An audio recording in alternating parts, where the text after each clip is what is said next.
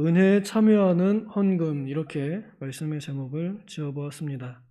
은혜에 참여하는 헌금.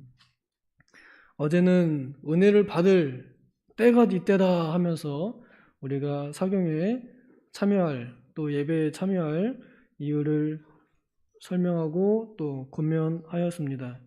오늘은 이제 또 다른 은혜에 참여할 방법에 대해서 성경이 주는 교훈으로 말씀을 받고자 합니다. 보통은 헌금 설교하면은 일단 거부 반응이 일어나는 것이 우리 사람들의 자연스러운 반응입니다. 그러나 우리가 이것을 바르게 또 기쁘게 참여하면 그것이 은혜가 되기 때문에, 그래서 우리는 제대로 알고 드려야 헌금이 시험이 되지 않고 은혜를 받게 하는 통로가 된다는 것을 여기서 말하고 있습니다. 이때 당시에 이 배경을 조금 생각해 보면, 바울 사도는 저 윗지방 마케도니아에서 있었고, 그리고 지금 편지를 받고 있는 사람들은 그 아래에 있는 아가야 지방, 고린도 교회 사람들입니다.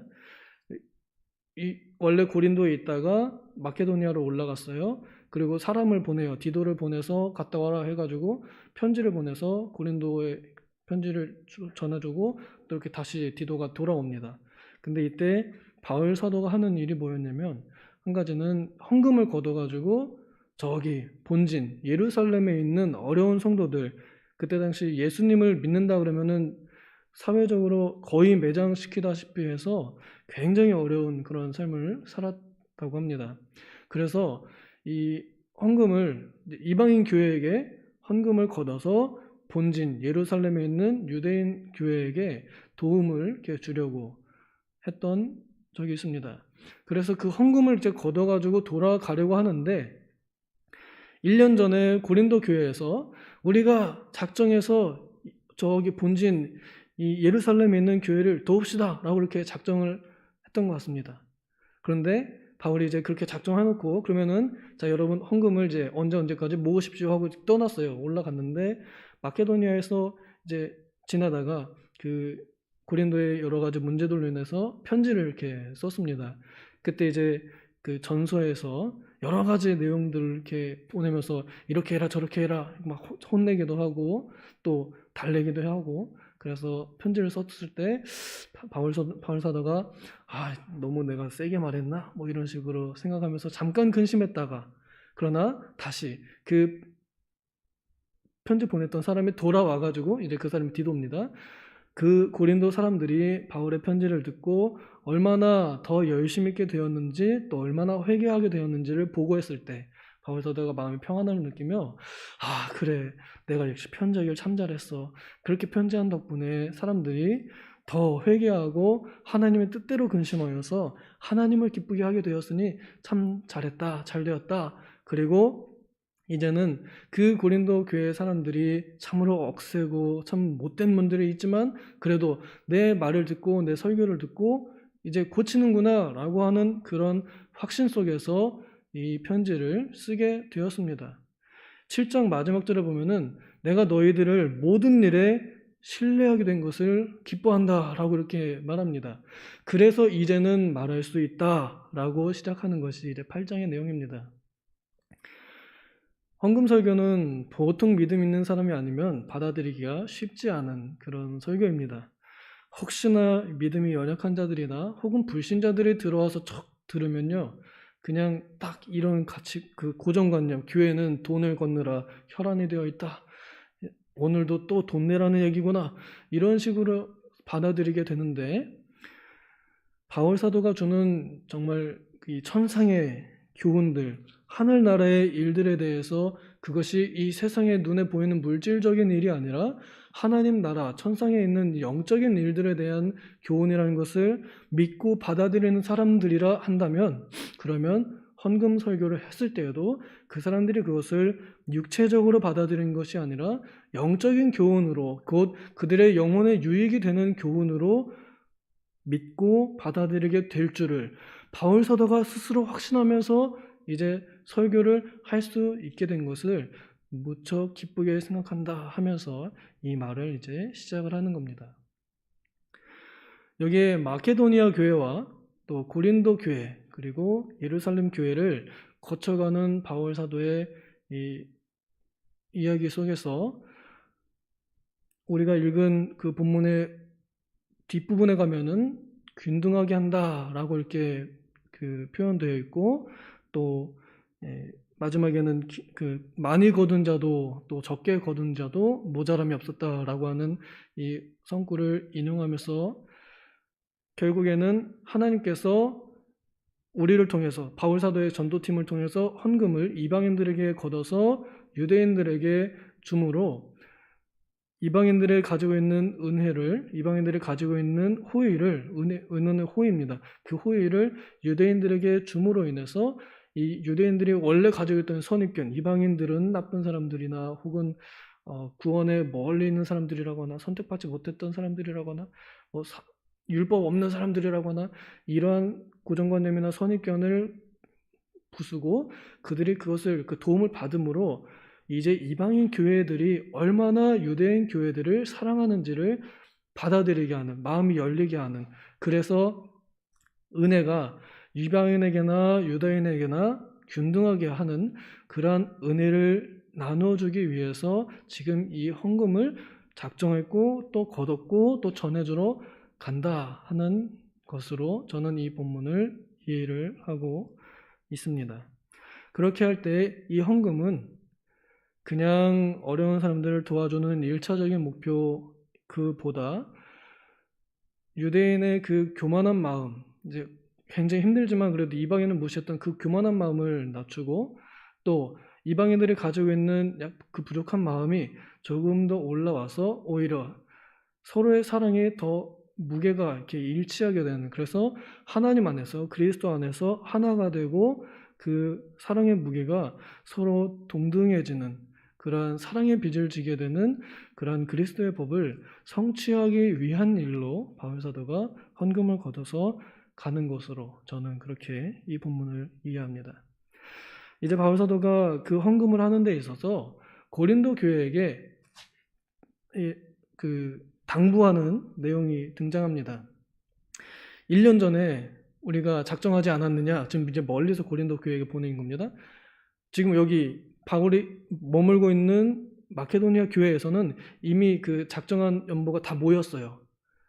원래 시작한 곳은 고린도인데 고린도 교회가 시작은 했는데 나중에 소문을 들은 마케도니아 사람들이 그럼 우리도 예루살렘에 헌금 보낼래요. 바울 사도님 우리 헌금을 받아주세요. 이렇게 하면서 작정해가지고 언제까지 얼마를 모으겠습니다 해서 마케도니아 교회는 더 힘들었지만 힘에 넘치도록 하여서 자원하여서 그 헌금을 다 모았습니다. 그리고 이제 바울 사도가 고린도를 지나서 거기서 이제 사람들에게 그 작정 연보를 받아가지고 예루살렘으로 가야 되는데, 그런데 고린도 교회에 도착했을 때 그 고린도 교회가 먼저 시작은 했는데 또 그걸 보고 마케도니아 사람들이 불붙어가지고 참여를 했는데 정작 먼저 시작한 고린도 교회 사람들이 준비가 안 되어 있을까봐 그래서 당부하는 말로 내가 갔을 때 당신들의 그 작정한 것을 반드시 성취하여 쪽팔리지 않도록, 부끄럽지 않도록, 내가 민망하지 않도록, 내가 마케도니아 사람들의 얼굴을 볼 때 민망하지 않도록 당신들도 그 작정한 일을 끝까지 잘 성취하여 준비하십시오. 이렇게 권면을 하는 것입니다. 여기에 이제 우리가 어떻게 헌금을 해야 하는지, 그래서 어떻게 헌금을 함으로 은혜에 참여하는지 그 원리를 소개를 해주고 있습니다. 사실 이 헌금 설교에 있어서 유명한 본문은 바로 그 다음 장 9장에 등장하는데요. 저는 이 8장에 나오는 이 표현들이 은혜라는 단어가 어제 제가 설교한 그 주제 곧 은혜와 연결이 되기 때문에 그래서 이 8장을 본문으로 삼고 설명을 드리게 되었습니다. 먼저 이 바울 사도가 말하는 헌금의 이 제일 중요한 그리고 또 그 원리 중에 하나 5절 우리 같이 한번 읽겠습니다. 5절 시작. 우리가 바라던 것뿐 아니라 그들이 먼저 자신을 주께 드리고 또 하나님의 뜻을 따라 우리에게 주었도다. 먼저 자신을 주께 드린 것, 이것이 헌금의 기초입니다. 그리고 그것이 순서입니다. 헌금보다 헌신이 먼저라는 것입니다. 이것이 정말 중요합니다. 헌금보다 헌신이 먼저입니다. 헌신을 함은 자신을 하나님께 드린다는 것은 전인격적으로 하나님께 예배한다는 것을 뜻합니다. 내게 있는 모든 것을 하나님께 드린다는 것이 바로 헌신입니다. 내가 가진 시간, 내가 가진 체력, 내가 가진 기회, 내게 있는 어떤 권한들, 내가 가진 그 어떤 불태우며 사라질 재물들, 통장들 다 하나님께 이미 드렸다 하는 것이 우리가 하나님께 헌금을 하는 첫 번째 순서라는 것입니다. 이것이 되지 않으면 사실은 헌금은 불가능하고 또 그것이 오히려 시험거리가 되게 됩니다. 예수님께서 말씀하시기를 보물 있는 곳에 네 마음이 있을 것이다 이렇게 말씀하셨거든요. 마음 있는 곳에 보물이 있는 게 아니라 보물 있는 곳에 마음이 있다는 말은 보물 있는 곳에 내 마음이 따라간다는 것이거든요. 그래서 그 보물을 하나님께 두면은 마음이 하나님께 가고 그 보물을 땅에다 두면은 마음이 땅으로 향한다는 말입니다. 성도들이 곧 우리들이 어디다가 마음을 두었느냐, 그것이 바로 여기서 나타납니다. 우리가 우리 자신을 사랑하는 대상에게 다 줍니다. 그것이 혹시 자녀이면 자녀에게 부모는 모든 것을 다 줍니다. 전인격적으로 자녀를 사랑하고 헌신합니다. 그 마음이 하늘을 향해서 하나님께 향하면 우리는 하나님께 대하여 자녀에게 사랑하는 것보다 더욱 혹은 자녀에게 사랑하는 것처럼 그렇게 헌신할 수 있습니다. 그렇게 하기 시작할 때 우리는 돈을 아끼지 않습니다. 하나님을 사랑하게 되면 돈을 아끼지 않습니다.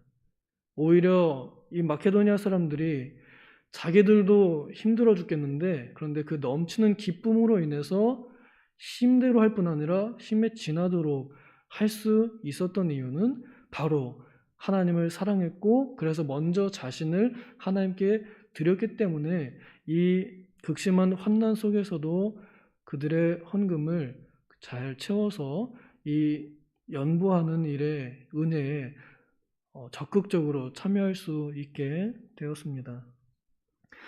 그리고 바울 사도가 말하는 이제 두 번째 헌금의 원칙을 보자면 8장 11절 보면은 마음에 원하는 것과 같이 완성하되 있는 대로 하라는 것입니다. 있는 대로 하라.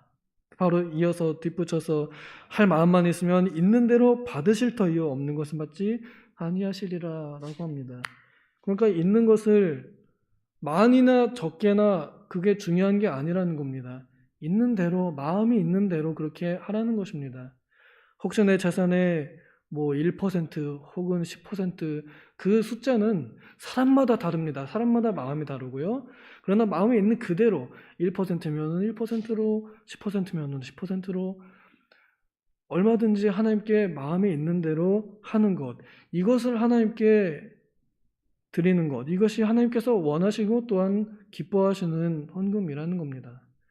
이렇게 헌금을 참여할 때 이제 받는 사람들에게도 또 주는 사람에게도 또 그것을 전달하는 사람에게도 이것이 곤고하게 만드는 시험 들게 만드는 것이 아니라 주는 자와 받는 자가 줌으로 인하여 받음으로 인하여 하나님의 은혜에 참여할 수 있기 때문에 그래서 바울 사도는 이 연보에 대해서 헌금이다 이렇게 직접적으로 먼저 얘기하지 않고 은혜라는 단어를 쓰고 또 마케도니아 사람들이 은혜에 참여하였다라고 이렇게 표현을 합니다.